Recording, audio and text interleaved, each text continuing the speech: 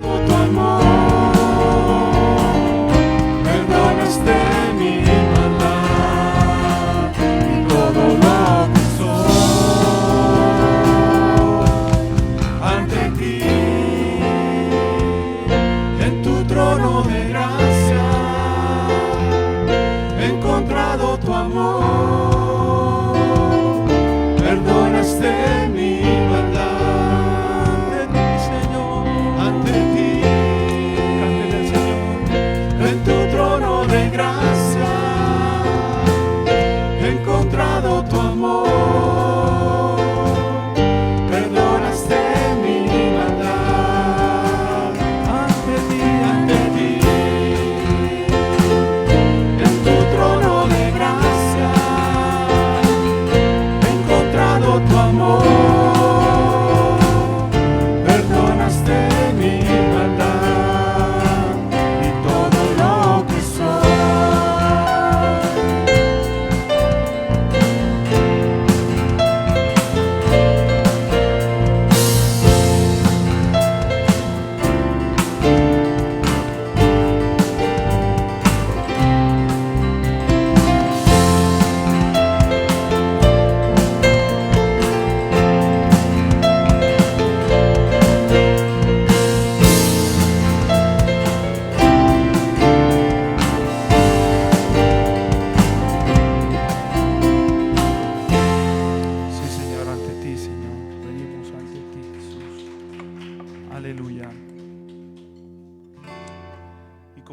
Hermanos, ¿a dónde nos podremos ir de su presencia? Amén, hermanos. Si nos vamos a los cielos, al salmista, si nos remontamos ante las estrellas, ahí estás tú, Señor. Y este canto habla de eso, hermanos, cántelo con nosotros.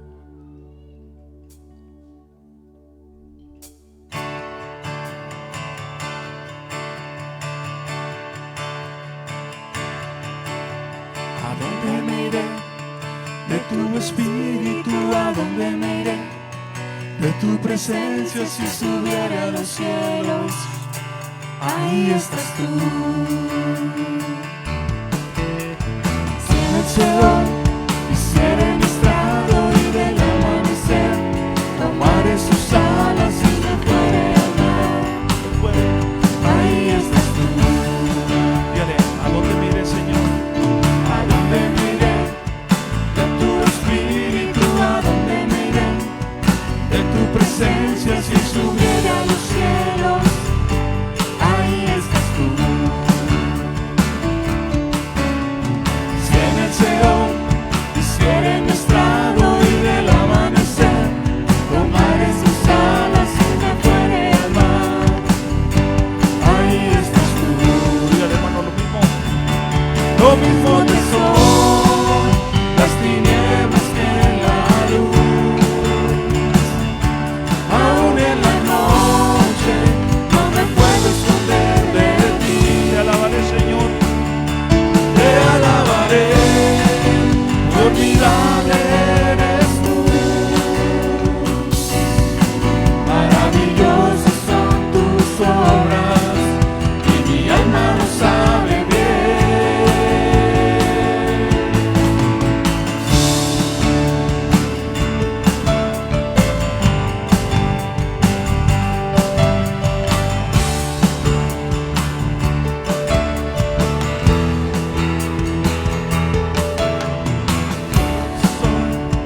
Tú lo formaste cada parte de mí, tú lo creaste, entretejido yo fui a tu mano, Señor.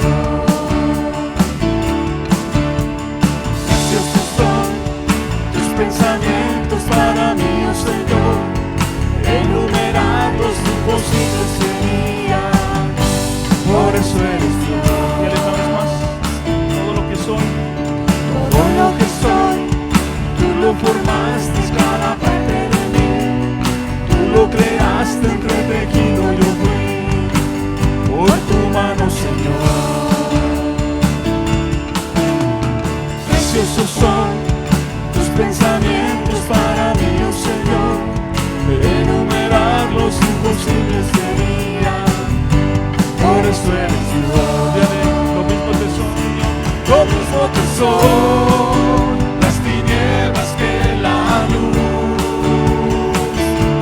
Aún en la noche no me puedo esconder de ti.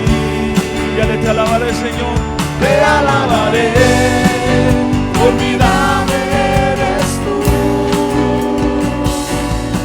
Maravillosos son tus obras y mi alma lo sabe bien. Lo mismo que son las tinieblas que la luz. Aún en la noche no me puedo esconder de ti. Dígale, te alabaré, Señor. Te alabaré, formidable eres tú. Maravillosas son tus obras y mi alma lo sabe bien.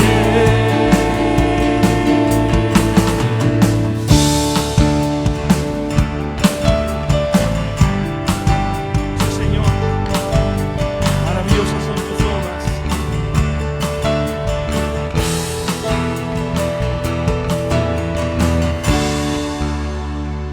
Amén, sí, Señor.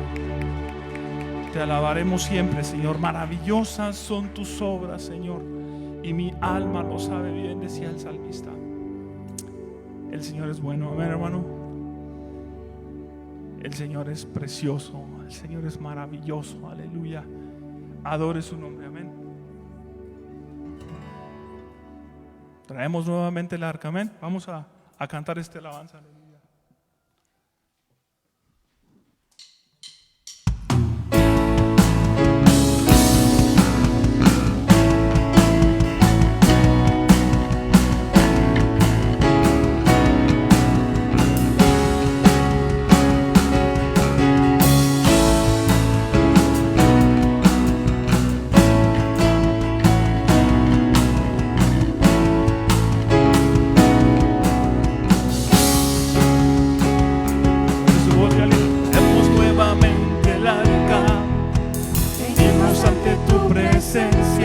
Con alegría de corazón,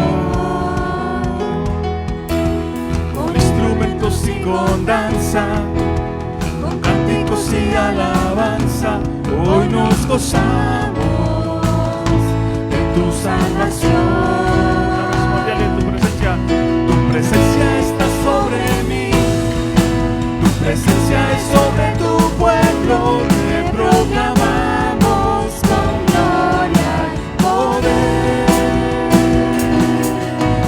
Volveremos a dejar, seguiremos caminando firmes, somos tu pueblo, Señor de Israel.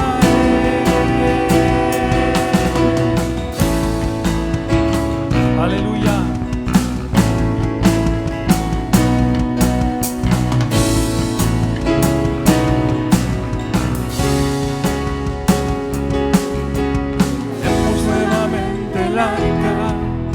Venimos ante tu presencia con alegría de corazón, con instrumentos y con danza, con cánticos y alabanza, hoy nos gozamos en tu salvación. Una vez más, dígale, traemos nuevamente el arca. Presencia con alegría de corazón, con instrumentos y con danza, con cánticos y alabanza, hoy nos gozamos de tu salvación. Tu presencia, Señor, tu presencia está sobre mí, tu presencia es sobre tu pueblo. Proclamamos con gloria y poder, no te volveremos a dejar, seguiremos caminando firmes, somos tu pueblo, Señor de Israel. Tu presencia está sobre mí,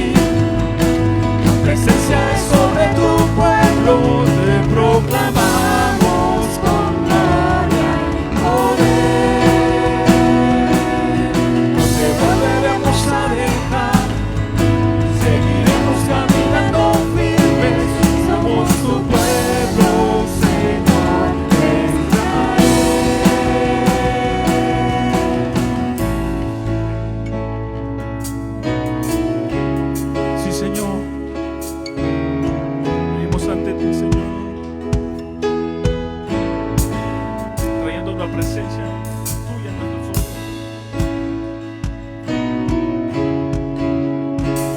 Aleluya.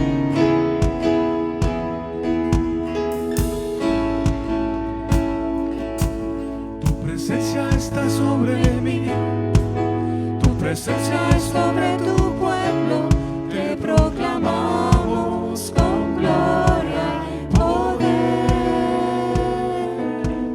No te volveremos a dejar, seguiremos caminando firmes, somos tu pueblo, Señor de Israel.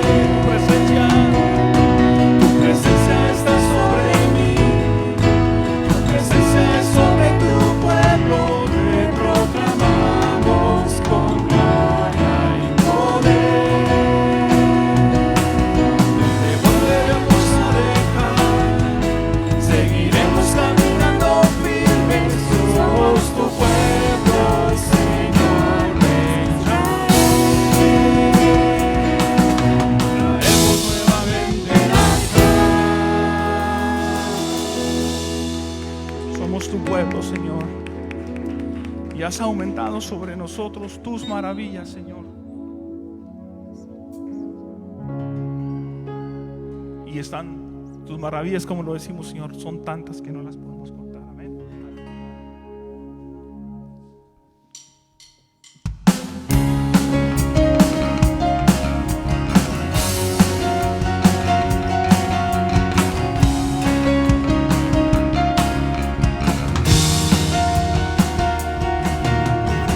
Has aumentado, oh Señor, tus maravillas sobre mí, y gracia sobre gracia tú me das. Y si en el desierto estoy, tú hablas a mi corazón, y gracia sobre gracia tú me das. Has aumentado, oh Señor, tus maravillas sobre mí, y gracia sobre gracia tú me das. Y si en el desierto estoy, tú hablas a mi corazón, y gracia sobre gracia tú me das. Tus bondades infinitas son, no las puedo contar. No hay tiempo suficiente para dar de todo lo que has hecho tú, Jesús. Grandes son tus obras, tus proezas y milagros, oh mi Dios. Incomparable eres tú.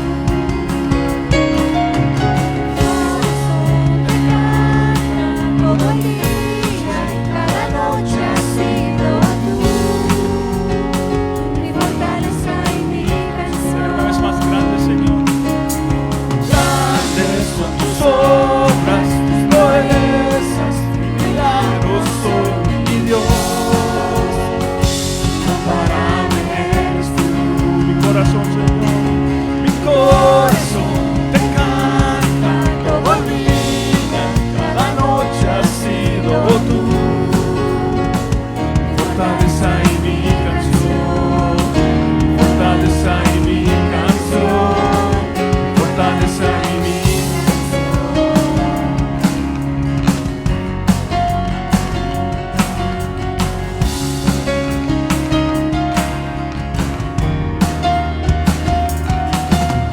has aumentado, oh Señor, tus maravillas sobre mí, y gracia sobre gracia tú me das.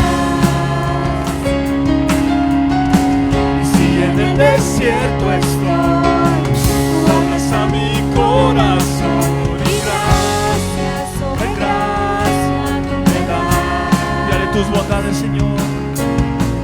Tus bondades infinitas son, no las puedo contar. No hay tiempo suficiente para hablar de todo lo que has hecho tú, Jesús. Grandes son tus obras,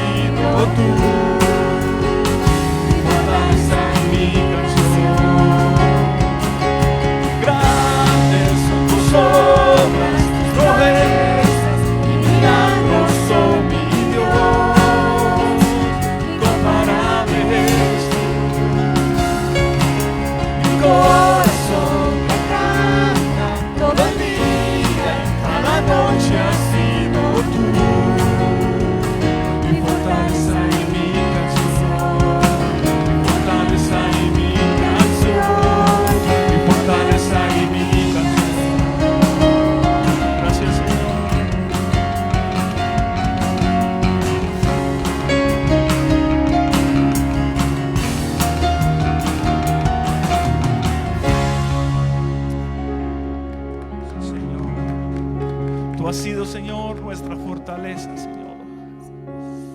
Oh, sí, Señor, cada día y a cada momento, Señor, tú te has hecho real en nuestras vidas, Señor. Y cada momento, Señor, podemos palpar tu misericordia, Padre.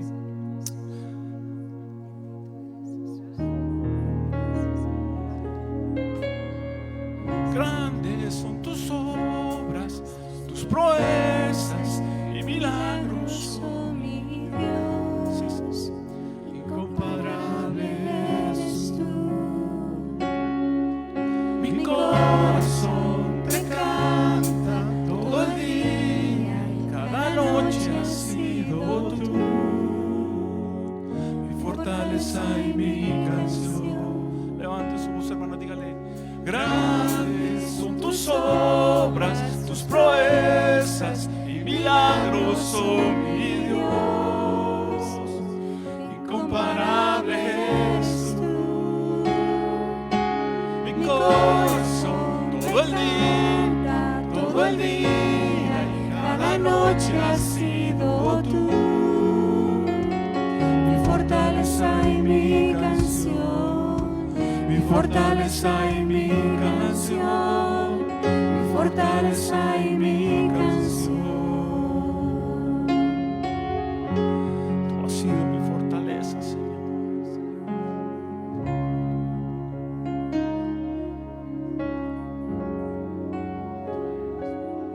Tú solamente, tú, Señor, nos fortaleces, Señor. Cada día y cada momento, Señor, ahí estás tú, Señor.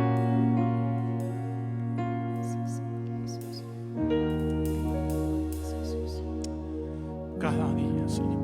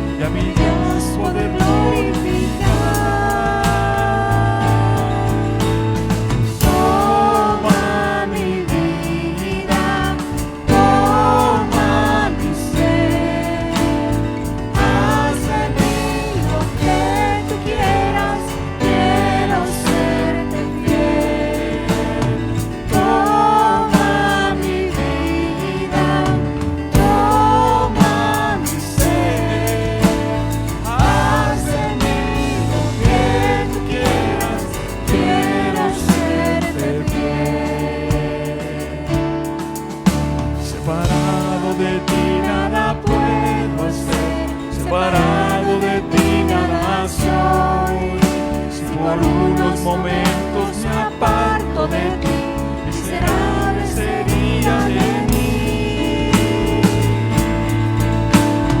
Toma mi vida, toma mi ser, haz de mí lo que tú quieras, quiero ser fiel. Toma mi vida, Señor, toma mi vida, toma mi ser, haz de mí lo que tú quieras, quiero serte fiel. Toma mi vida, toma mi ser, haz de mí lo que tú quieras, quiero serte fiel. Toma mi vida, toma mi ser, haz de mí lo que tú quieras, quiero serte fiel.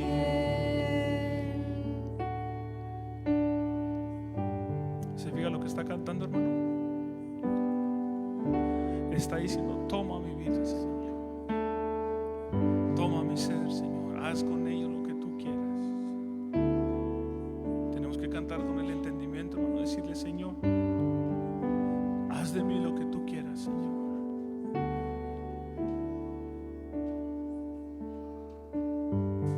Oh sí, Señor, haz de nosotros contigo lo que tú quieras, Señor.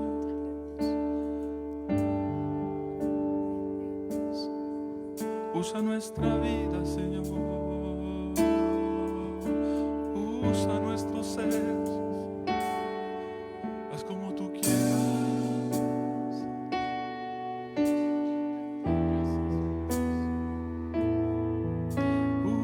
Úsanos, Señor, usa nuestra vida, Señor, usa nuestro ser.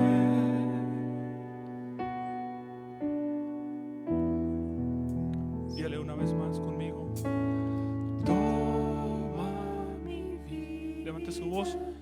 Toma mi ser, haz de mí lo que tú quieras, quiero serte fiel. Toma mi vida, toma mi ser, haz de mí lo que tú quieras, quiero serte fiel. Quiero serte fiel. Quiero serte fiel.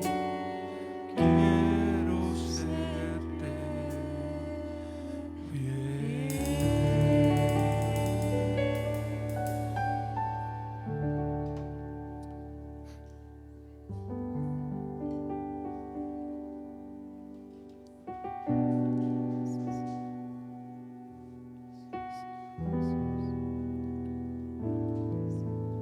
Amén, sí, Señor.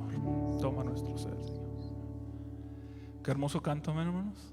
Y qué tan así confrontativo decirle: Señor, toma nuestra vida, Señor, haz con ellos, con nuestra vida lo que tú quieras. Amén. ¿Puedo ocupar un momento su lugar, hermanos?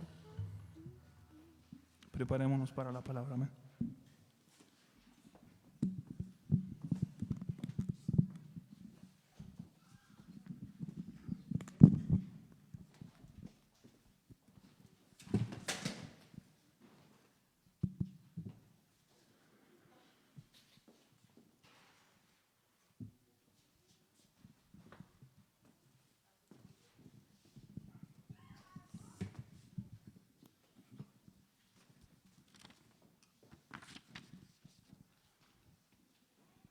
Buenas tardes, hermanos.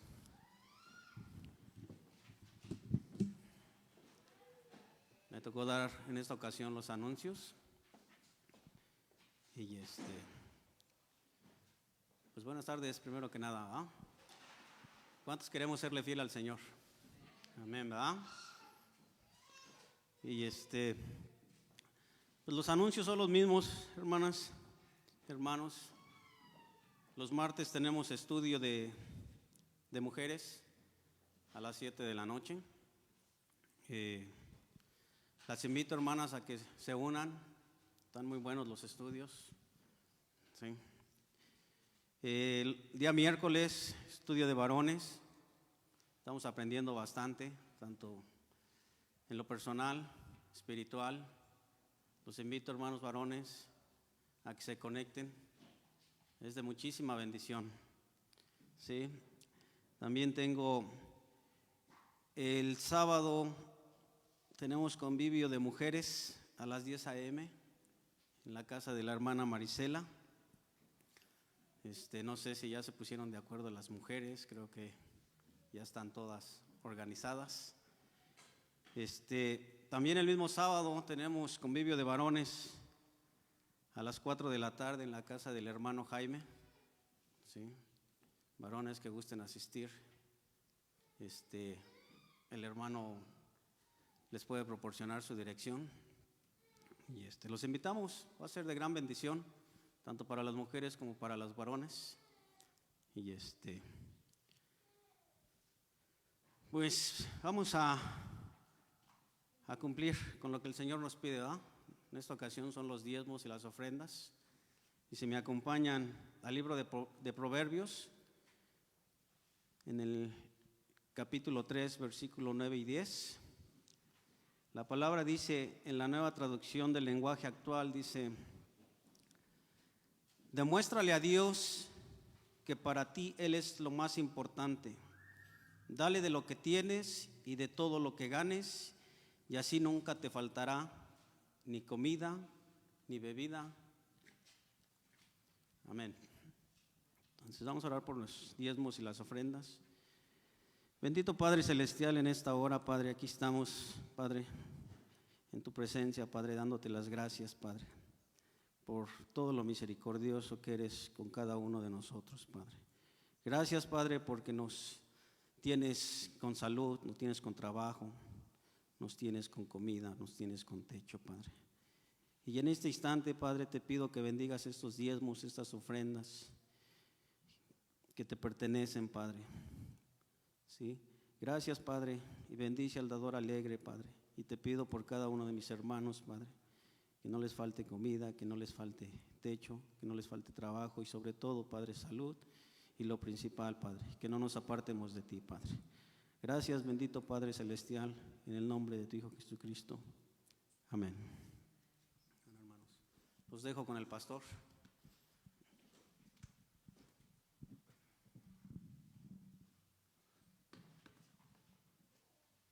No veo, o si hay por ahí niños, ¿verdad? Pasen a sus clases, hermanos. Están por ahí listos.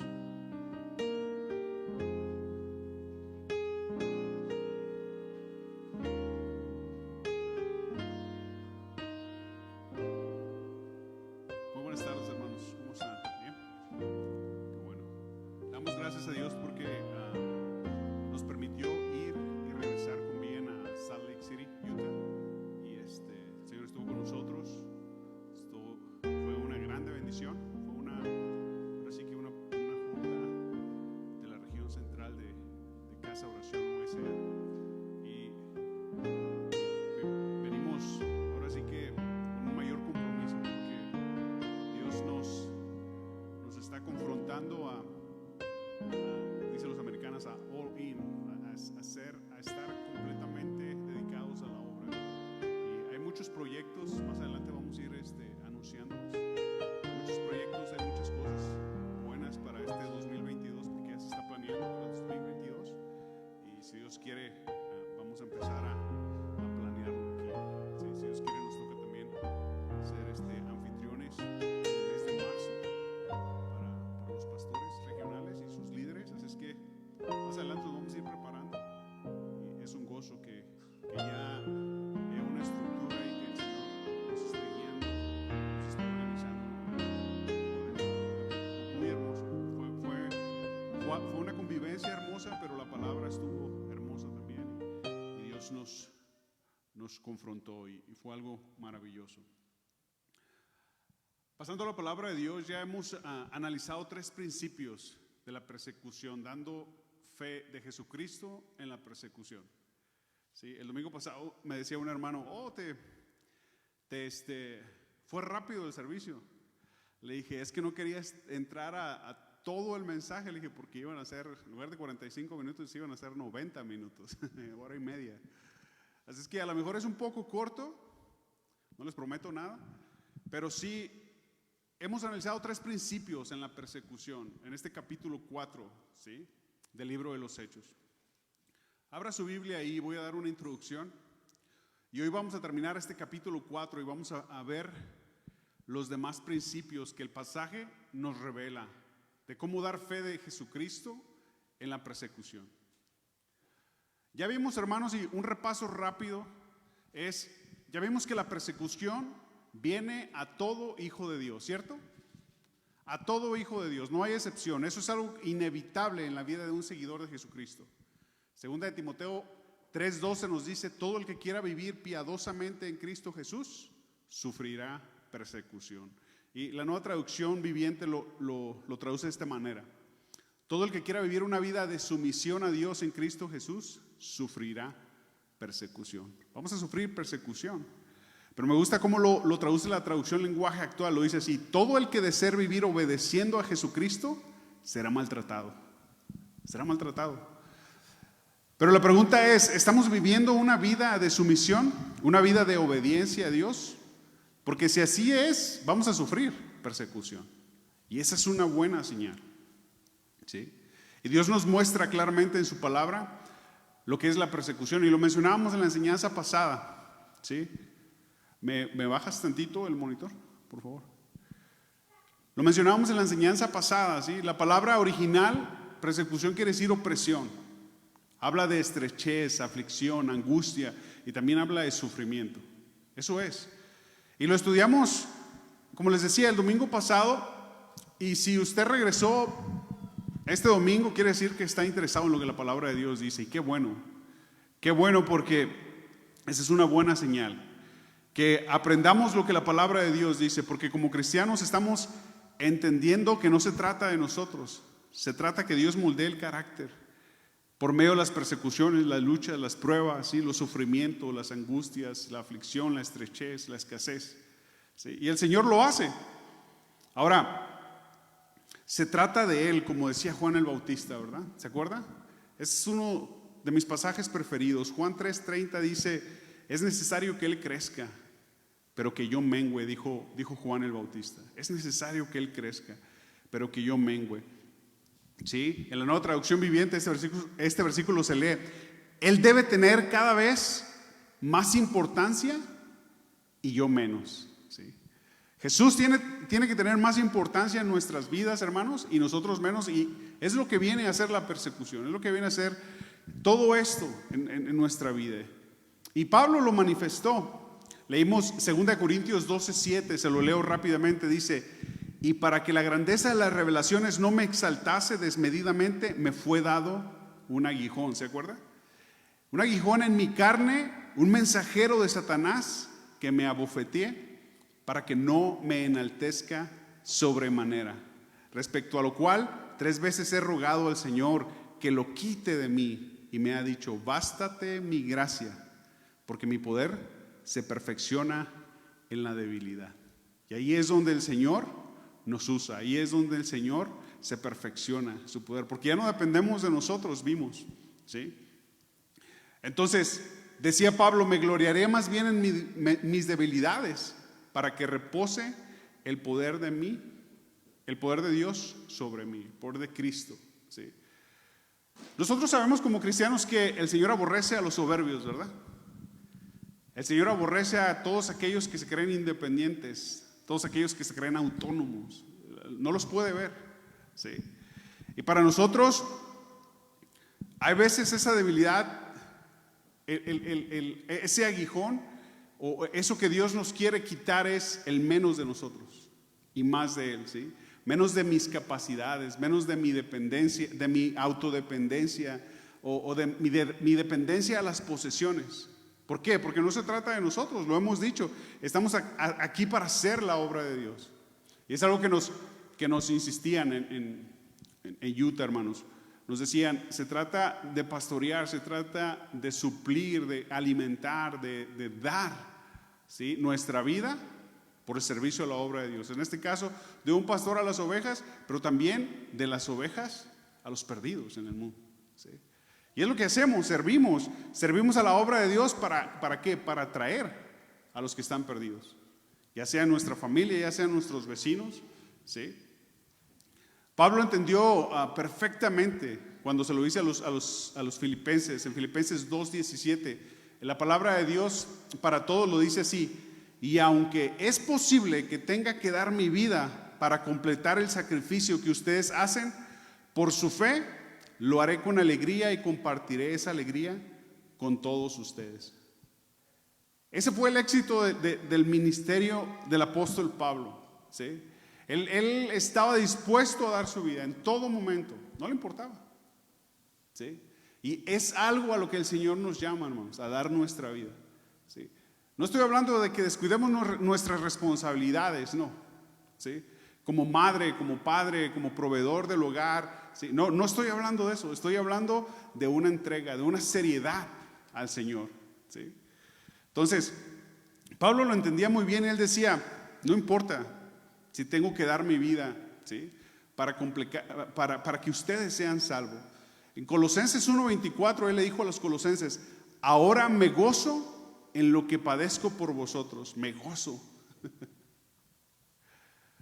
Fíjese, el apóstol Pablo, y ahí vemos el nivel de espiritualidad, la cercanía con Dios. Ahí vemos la manera en que el apóstol Pablo veía las cosas, a lo mejor nosotros no las vemos, ¿sí?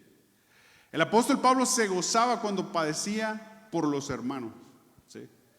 Cuando tú y yo padecemos por los hermanos, esa debe ser nuestra actitud. ¿Se acuerdan? El domingo pasado hablé de que lo debemos de hacer con alegría, porque no solamente somos dichosos de participar de la salvación de Cristo, sino dichosos también de participar en sus sufrimientos. Y el apóstol Pablo aquí nos pone un ejemplo, ¿sí? Ahora me gozo en lo que padezco por vosotros y cumplo en mi carne lo que falta de las aflicciones de Cristo por su cuerpo, que es la iglesia.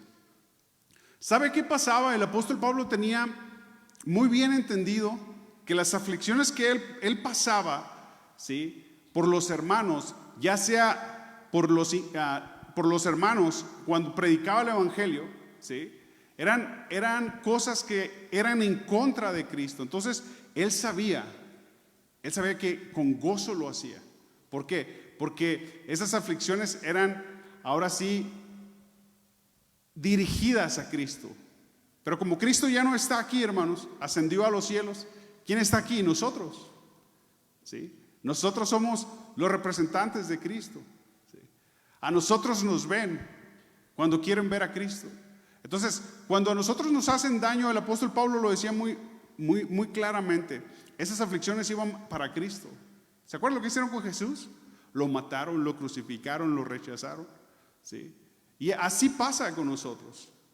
Es ahora sí que hasta cierto punto normal, pero eso no evitó que el apóstol Pablo diera su vida. No lo evitó. Y tenemos que entenderlo. Padecemos las aflicciones de Cristo por su cuerpo, que es la iglesia, por el crecimiento, por la fortaleza, por que Cristo se forme en nosotros. ¿Qué quiere decir esto? Que los creyentes que siguen a Cristo reciben en su cuerpo las heridas destinadas a Cristo. Aceptamos los golpes destinados a Él. No es que nos odien, es que odian a Jesús, ¿sí? No es que nos odien a nosotros, hermanos, odian lo que nosotros creemos, lo que nosotros representamos, ¿sí? Odian a Jesús. Y como Él no está aquí, ¿a quiénes van a atacar? A nosotros.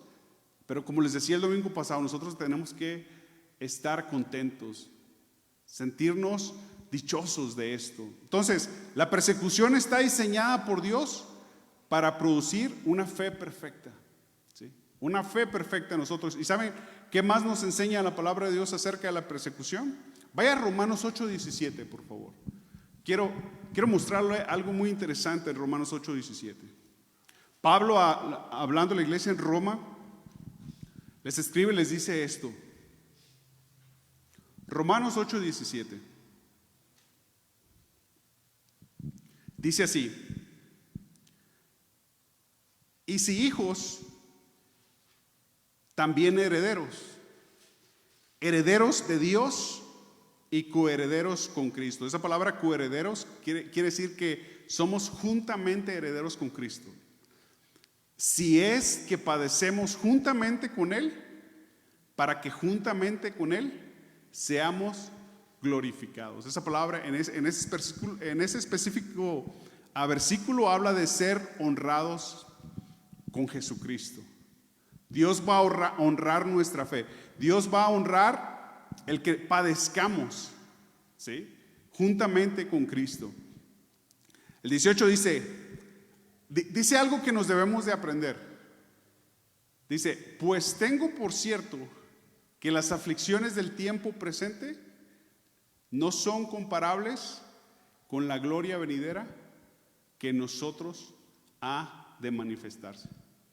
Yo le pregunto, ¿por qué clase de aflicción pasa? ¿Qué tipo de problema, escasez, estrechez, enfermedad está pasando? ¿Sí? Bueno, no es comparable con la gloria venidera que el Señor va a manifestar cuando Él venga, cuando Él nos tome. No es comparable. Y el 19 dice algo en lo que vamos a entrar en una sola palabra que me llamó mucho la atención. Dice: porque el anhelo ardiente de la creación es el aguardar la manifestación de los hijos de Dios.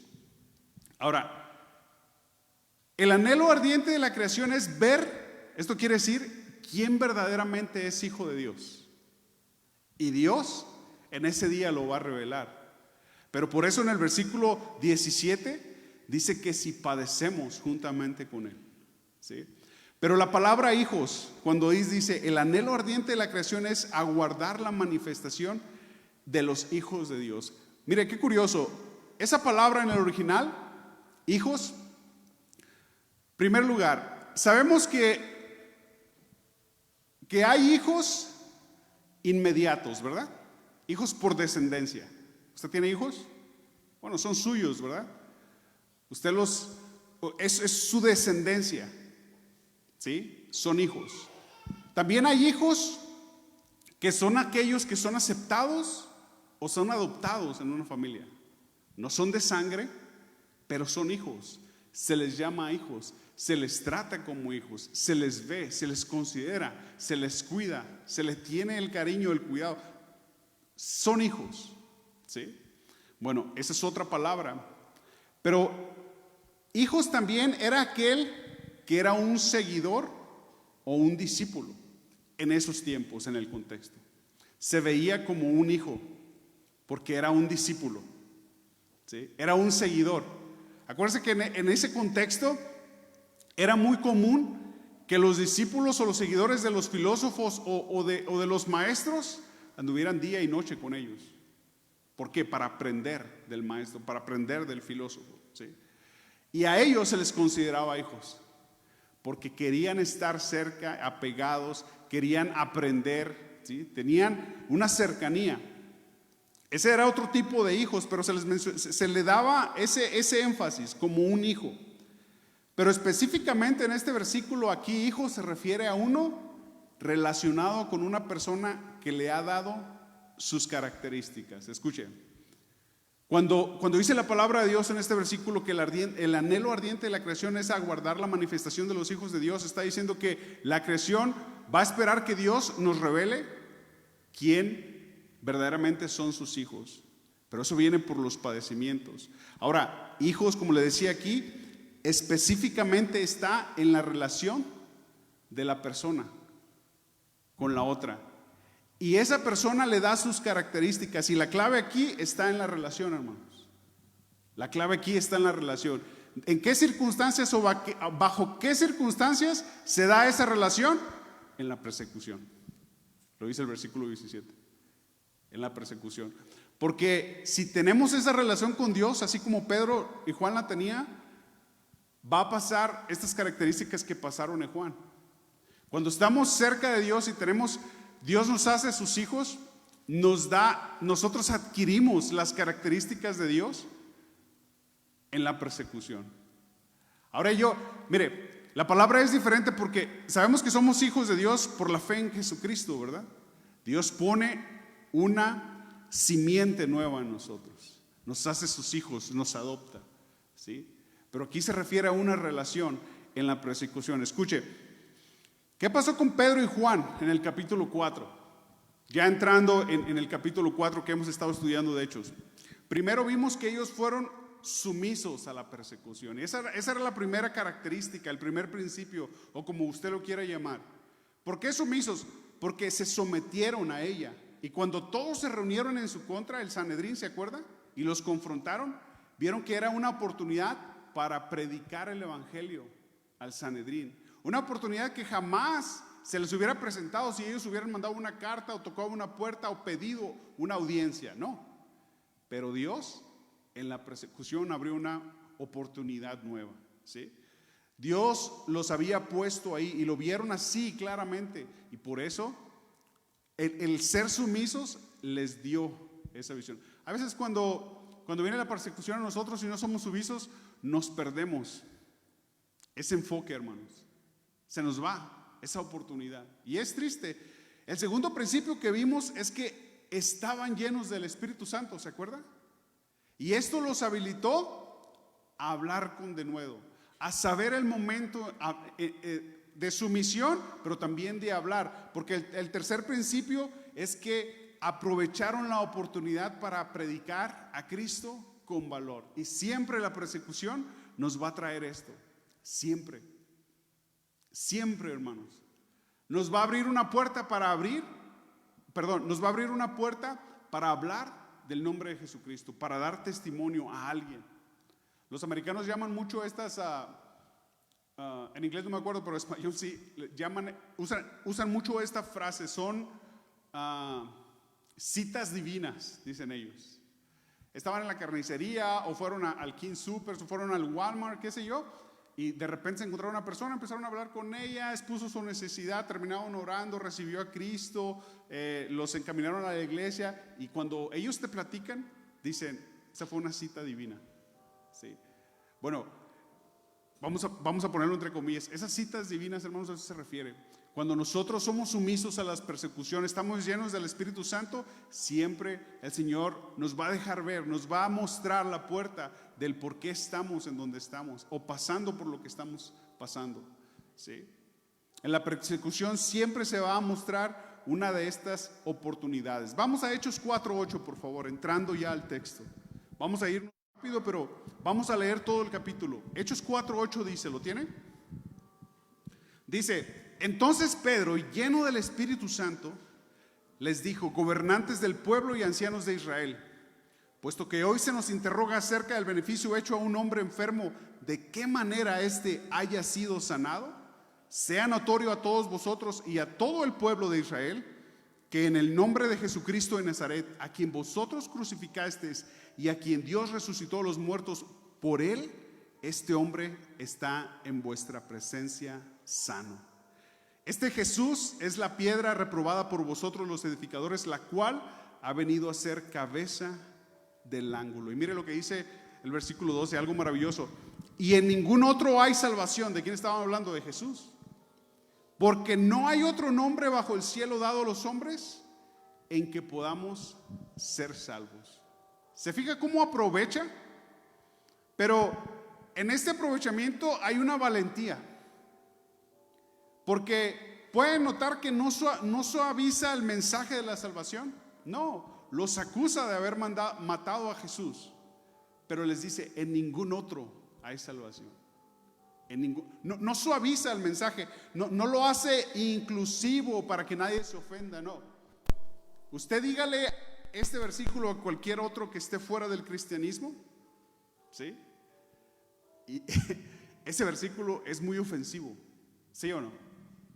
En ningún otro hay salvación, ¿sí? No hay otro nombre bajo el cielo dado a los hombres en el que podamos ser salvos. Pero Pedro y Juan no suavizaron el mensaje, no tuvieron miedo, claro que no.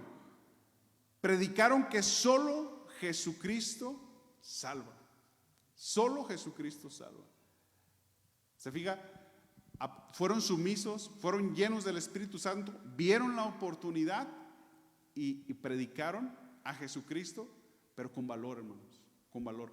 No hay nada de qué avergonzarnos cuando predicamos a Jesús. No hay nada de qué avergonzarnos, porque cuando predicamos a Jesús, tiene que ser así.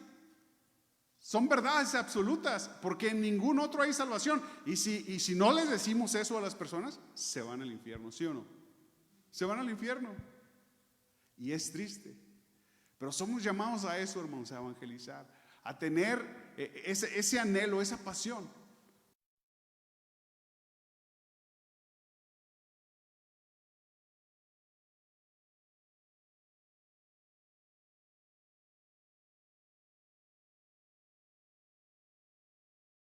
Reconocían que habían estado con Jesús. Y esto es lo que pasa cuando pasamos tiempo con Jesús, en su palabra, en oración. Esto es lo que pasa cuando tenemos una relación con Jesucristo, hermanos, ¿sí? Había denuedo. ¿Sabe qué quiere decir denuedo? Quiere decir confianza, quiere decir firmeza. Denuedo habla de una entereza, de que no les faltaba nada en ese momento, ¿sí? Pero ellos sabían que eran hombres sin letras. O sea, ellos sabían que les faltaba una instrucción superior. Estos judíos del Sanedrín sabían que Pedro y Juan jamás se habían parado en la Universidad del Sanedrín, ¿no? Pero ellos sabían que había una confianza, una firmeza, una entereza. ¿Por qué? Porque estaban llenos del Espíritu Santo, ¿sí? También dicen, son hombres sin letras y del vulgo. Del vulgo quiere decir hombres simples, ¿sí? Hombres inexpertos, hombres toscos, ¿sí? Así los calificaron. Pero ¿sabe qué? Se maravillaban y les reconocían que habían estado con Jesús. Esa es una buena señal, hermanos. Le reconocían que habían estado con Jesús. O sea, reconocían que Jesús había transformado sus vidas, su manera de hablar, su manera de pensar, su manera de comportarse. Y solo Jesús pudo haber hecho eso. Versículo 14, y viendo al hombre que había sido sano, que estaba en pie con ellos, no podían decir nada en contra. ¿Qué van a decir? Nada, absolutamente nada, porque reconocían que había estado con Jesús, habían hecho un milagro de sanidad, ¿sí? Y ese hombre era testimonio de esto. Ahora, ¿por qué habían estado con Jesús? Porque hacían lo que Jesús hacía. Sanaban enfermos, predicaban la palabra de Dios, estaban predicando el Antiguo Testamento, lo manejaban muy bien, ¿sí? Un cuarto principio nos lleva al siguiente, los siguientes pasajes que voy a leer nos llevan al cuarto principio en la persecución, que es: seamos obedientes a Dios antes que a los hombres. Y no nos debe de importar el costo, hermanos. Vaya a Hechos 4:15, yo sé que está ahí en Hechos 4. Hechos 4:15 dice: entonces les ordenaron que saliesen del concilio y conferenciaban entre sí. Estaban haciendo juicio de lo que iban a hacer con ellos, se estaban poniendo de acuerdo, pero lo hacían en secreto. Nada más antiético, ¿verdad? Nada más antiprofesional para estos religiosos. Versículo 16, diciendo: ¿qué haremos con estos hombres? Porque de cierto señal manifiesta ha sido hecha por ellos, notoria a todos los que moran en Jerusalén, y no lo podemos negar. Fíjense su ceguera. Era un hombre de más de 40 años que había sido cojo de nacimiento, había sido sanado, y en lugar de glorificar a Dios por esto, no, estaban tratando de tapar este milagro, de tener una solución para que no se le diera credibilidad al nombre de Jesús, para que no se le diera credibilidad al poder a que Jesús era el Mesías, el Salvador. Nada más torcido que esto. Versículo 17, sin embargo, para que no se divulgue más entre el pueblo, amenacémosles para que no hablen de aquí en adelante a hombre alguno en este nombre. Los vamos a amenazar. Y llamándolos, les intimaron que en ninguna manera hablasen ni enseñasen en el nombre de Jesús. Pero mire la respuesta de Pedro. Mas Pedro y Juan respondieron diciéndoles: juzgad si es justo delante de Dios obedecer a vosotros antes que a Dios. ¿A quién vas a obedecer tú, hermano? ¿A Dios o vas a obedecer a los hombres? ¿Sí? Porque dice Pedro, porque no podemos dejar de decir lo que hemos visto y lo que hemos oído. Miren, qué curioso, aquí les intimaron que en ninguna manera hablasen ni enseñasen en el nombre de Jesús. ¿Sabe qué quiere decir intimar? Les ordenaban. Los religiosos, las autoridades religiosas, a los cristianos del primer siglo les decían: hey, cállense, no hablen más de Jesús. Y aquí hay una reflexión, dice un escritor: a los cristianos del primer siglo se les ordenaba, los intimaban, los amenazaban. ¿Para qué? Para que no hablaran más de Jesús. Y a los cristianos de hoy se les tiene que decir que hablan de Jesús. ¿Sí o no? ¿No creen que nos hemos desviado? ¿Verdad que sí? ¿Cuántas veces los pastores no hacen este esfuerzo por decir: hermanos, evangelicen, hermanos, traigan gente, hermanos, que el amor de Dios se vea en ustedes, que tengan amor por las almas, tráiganlas? Y aquí les decían: cállense, no hablen. Y a nosotros se nos tiene que decir: hablen, ándenle.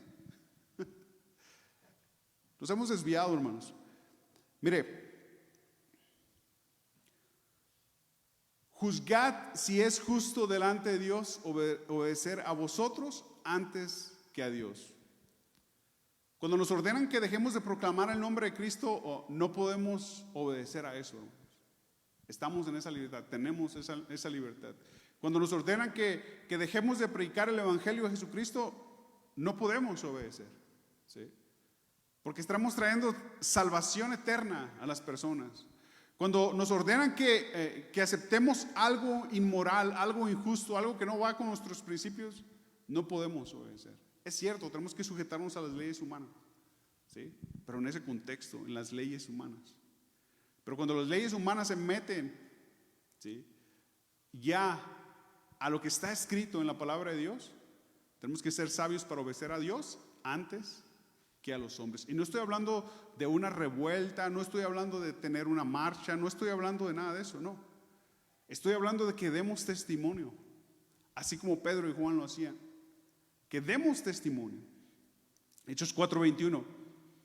Ellos entonces les amenazaron y les soltaron, no hallando ningún modo de castigarles por causa del pueblo. Dígame, aquí me parece curioso este versículo, porque los amenazan y los sueltan, pero buscaron algún modo de castigarles. Ahora, ¿por qué los iban a castigar? ¿Por sanar a un hombre enfermo?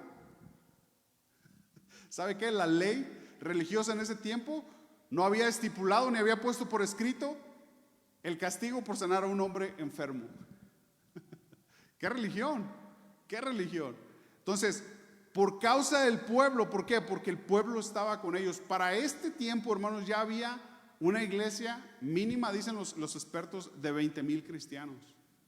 Ya aquí en el capítulo 4 era ya una iglesia de 20,000 cristianos y no estaban ellos dispuestos a que se levantara una revuelta. No hallaron qué hacer, por eso los amenazaron y los soltaron y buscaron por ahí tal vez en sus leyes, en sus libros, ¿cómo los castigamos? No, pues ni modo que los castiguemos por haber sanado a un hombre enfermo, no. ¿Por qué? Porque todos glorificaban a Dios por lo que se había hecho, ya que el hombre en quien se había hecho este milagro de sanidad tenía más de 40 años. Ahora, otro principio que aparece en la escritura está en el versículo 23, lo vamos a leer ahorita. Después de todo esto que estaba pasando y de las amenazas y que los dejaron en libertad, hay algo importante a considerar, hermanos.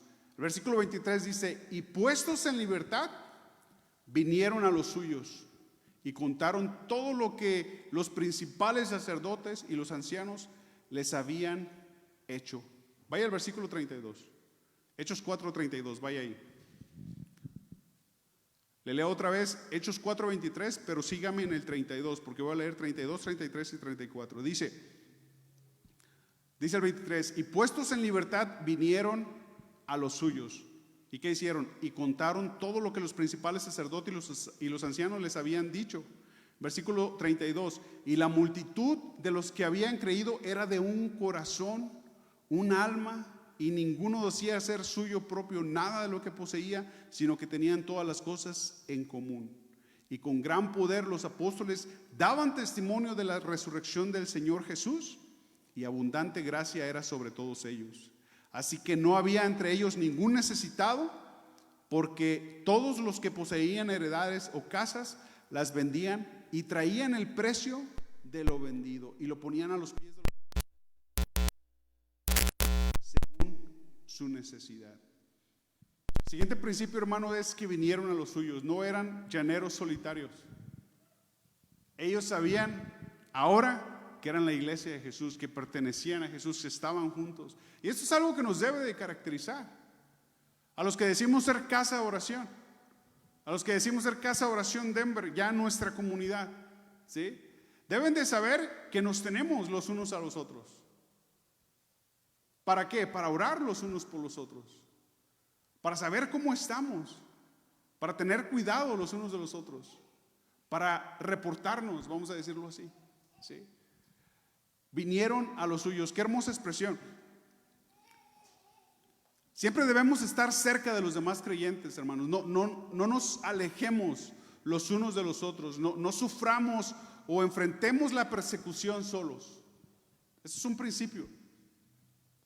Los padecimientos, las escaseces, todo tipo de problema y persecución por la que pasamos, no estamos solos. Tienes hermanos en Cristo en quien apoyarte. Tienes hermanas en Cristo en quien apoyarte, ¿sí? No suframos o enfrentemos la persecución solo. Y esto es una normalidad de la iglesia, es una anormalidad de la iglesia de hoy en día, porque hoy en día la iglesia se ha convertido en llaneros solitarios. Ya no quieren formar parte de nada, ni sujetarse a nada, ni creer en nada. Simplemente yo escucho los servicios por línea, o yo escucho Jehová es mi pastor y nada me faltará, ¿verdad? Pero ya no hay esa comunión, ¿sí? Pareciera que todo mundo es independiente. Hay cristianos incluso que dicen que son cristianos autónomos. Y no hay nada más contradictorio que eso, hermanos. Mire, una mano, vea mi mano, una mano no es independiente del cuerpo, ¿sí o no? De la misma manera un pie no tiene vida por sí solo, ni lleva a nadie a algún lugar. No, está pegado al cuerpo, ¿sí? No se le olvide esto, hermanos. Es un principio muy importante en la persecución, en el sufrimiento, en las necesidades, en las escasez. Es un principio muy importante en la iglesia, ¿sí? No estamos solos. Pero ¿sabe qué? Yo tengo este dicho y nuestro hermano Lorenzo y Memo lo saben, porque les digo muchas veces, es que esto y aquello, y les digo, no soy adivino. Si ustedes no me dicen, no soy adivino, y todavía no tengo el don de revelación, ¿sí? No viene un ángel y me pone así la película, ¿verdad?, de lo que está pasando. Esto nos habla de que contemos los unos con los otros. No estamos solos. No estamos solos en nuestras batallas. ¿Se puede decir amén a eso? Porque se quedaron muy serios, así como viendo el cielo. No estamos solos, hermanos. Un cristiano que dice que es autónomo, mire, la palabra autónomo es una palabra griega que viene de dos palabras, auto y nomos. Auto quiere decir propio, mismo, ¿sí? Y nomos quiere decir ley, gobierno, poder. ¿Qué quiere decir autónomo? ¿Sí? Que tú eres ley para ti mismo. No hay nada más contradictorio decir que tú eres cristiano y que tú eres ley para ti mismo. No. Tú un cristiano autónomo, entre comillas, es alguien que dice que él es su propio gobierno. Y no es cierto, hermanos. Estamos gobernados por la palabra de Dios. Estamos gobernados por los líderes. Estamos sujetos, ¿sí? ¿Tienes tu propio poder? Te pregunto. No lo tenemos. Y hay veces los cristianos decimos que somos autónomos. No. Pedro y Juan ahora sabían que dependían de Dios. Ellos no eran autónomos, ni mucho menos independientes. No. Ellos tenían hermanos a los cuales podían ir, recurrir, contar, desahogarse, ¿sí? No estoy hablando de chismear, no estoy hablando de dañar, ¿sí? De dañar a otra persona con lo que hablamos, no. Estoy hablando de una necesidad en nosotros. La necesidad de chismear no es una necesidad, es un pecado. ¿Amén? Ahora, Juan 4:24 sigue diciendo, sígame. Y ellos, habiéndolo oído, alzaron unánimes la voz a Dios y dijeron: soberano Señor, tú eres el Dios que hiciste los cielos y la tierra. Mire qué maravilloso. El mar y todo lo que en ellos hay. Que por boca de David tu siervo dijiste: ¿por qué se amotinan las gentes y los pueblos piensan cosas vanas? Se reunieron los reyes de la tierra y los príncipes se juntaron en uno contra el Señor y contra su Cristo, porque verdaderamente se unieron en esta ciudad contra tu santo Hijo Jesús, a quien ungiste, Herodes y Poncio Pilato, con los gentiles y el pueblo de Israel, para hacer cuanto tu mano y tu consejo habían antes determinado que sucediera. En este pasaje vemos otro principio, hermano, en la persecución. Es muy importante también que lo tengamos en cuenta. Esta es una oración, algunos escritores dicen, escuche, esta es una oración de exaltación suprema a Dios. ¿Qué quiere decir una exaltación suprema a Dios? Es una oración que conlleva una máxima alabanza que se le da a uno que no puede ser comparado. ¿Sabía? Dios no puede ser comparado con nada. Pero nuestro vocabulario es tan limitado. ¿Sí o no? Pues a veces lo tenemos que comparar. Porque nosotros conocemos determinados colores. Conocemos determinadas fragancias. ¿Sí? Pero esta oración que hace es una oración que se le llama así, una exaltación suprema en esta oración. ¿Por qué? Porque se conlleva una máxima alabanza que se le da a uno que no tiene comparación. No le da gloria a Dios por eso. Dios no tiene comparación con nadie, ¿sí? Ahora, esa expresión soberano Señor no es la palabra curios. Cuando habla de soberano Señor no es la palabra curios, de Señor, no. Que habitualmente se usaba, y en el libro de los Hechos lo vemos por todos lados, esa palabra en el original, curios. No es esa palabra. Es la palabra griega déspotes. Sí, déspotes, donde viene la otra palabra, déspota. Pero no tiene nada que ver con Dios. Escuche, esto quiere decir, no tiene una persona déspota a nivel humano. Sabemos quién es, ¿verdad? Pero le están diciendo al Señor: tú eres déspotes. En el original quiere decir: tú eres gobernador absoluto, ¿sí? Tú eres dueño de esclavos. ¿Por qué? Porque ellos se veían como esclavos de Dios. Esa es la palabra que usan. Y tú eres soberano. Alguien que es soberano hace lo que se le da a su soberana gana, ¿verdad? Y no le rinde cuentas a nadie. Y están reconociéndole. Le dicen: tú eres el Dios que hiciste el cielo y la tierra, el mar y todo lo que en ellos hay. ¿Se fija la exaltación que le dan? ¿Sí? Para hacer cuanto tu mano y tu consejo habían antes determinado que sucediera. ¿Y cómo manejamos la persecución entonces? ¿Somos sumisos a la persecución? Estando llenos del Espíritu Santo. Y cuando estamos llenos del Espíritu Santo, lo hacemos valientemente y aprovechamos la oportunidad para predicar a Jesucristo. Esos son los puntos. Somos obedientes a Dios antes que a los hombres. Nos rodeamos de otros creyentes. Sabemos que tenemos otros creyentes, pero también alzamos una oración suprema a Dios, reconociéndole. Hermano, Dios tiene todo en control. ¿Sí o no? ¿Sí? Dios tiene todo en control. Y no solo eso, sino que también notemos lo que piden. Hechos 4:29. Ya voy a leer estos 3 versículos y termino. Hechos 4:29 dice: y ahora, Señor, mira sus amenazas y concede a tus siervos que con todo denuedo, ¿sí? Eso quiere decir con toda confianza, con toda firmeza, con toda entereza, con todo denuedo, hablen tu palabra, mientras que extiendes tu mano para que se hagan sanidades y señales y prodigios mediante el nombre de tu santo Hijo Jesús. Mire la respuesta en el versículo 31. Cuando hubieron orado, el lugar en que estaban congregados tembló, y mire, todos fueron llenos del Espíritu Santo. ¿Y hablaron nuevas lenguas? ¿Hicieron un culto de alabanza? ¿Para qué fueron llenos del Espíritu Santo? Y hablaban con denuedo la palabra de Dios. ¿Sí? Hablaban con denuedo la palabra de Dios. Después de todo, esta persecución que hicieron, Señor, danos más valor, manifiesta más tu poder. Qué maravilloso, eran cristianos llenos del Espíritu Santo. No se achicopalaron, no se atemorizaron, no, dieron su vida, estaban dispuestos a dar su vida por el Señor. Por eso les dice: mira sus amenazas, Señor, pero concede a tus siervos que con todo denuedo hablen tu palabra. ¿Fue respondida esa palabra? Sí. Fueron llenos del Espíritu Santo y hablaban con denuedo la palabra de Dios. Son puntos importantes, hermanos, que tenemos que tener en la persecución. Y es así como debemos de ver la persecución en nuestras vidas. Amén.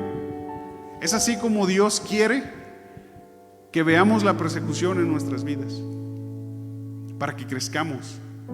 Porque eso es lo que va a hacer en nuestra vida la persecución. Nos va a hacer madurar, nos va a hacer perfectos. Y no quiere decir que no nos equivoquemos, no, que seamos enteros, preparados, ¿sí? Y que estemos dispuestos a sufrir por el Señor. Porque no solamente es un privilegio haber sido salvos por Cristo, sino también padecer de la persecución de Cristo. Ese es un privilegio también, ¿sí? Te damos gracias, Señor, por tu palabra, y gracias porque eres bueno, Señor, eres maravilloso, y nos dejas ver en tu palabra cómo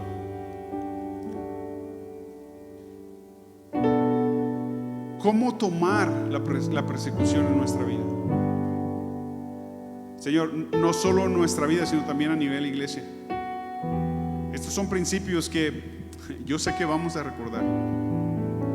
El día de mañana, cuando seamos perseguidos como iglesia, yo sé que vamos a volver a estos principios, Señor.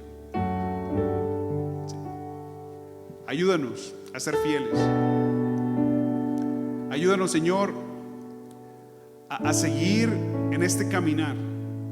Fortalécenos, y que tu Santo Espíritu nos llene para hablar con denuedo tu palabra, así como estos hermanos del primer siglo.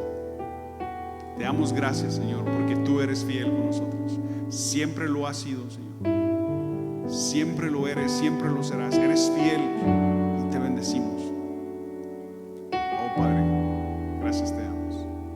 Amén. Bendiciones, hermanos. Próximo domingo se va a poner mejor, créanlo. Vamos a entrar a un tema muy, muy interesante.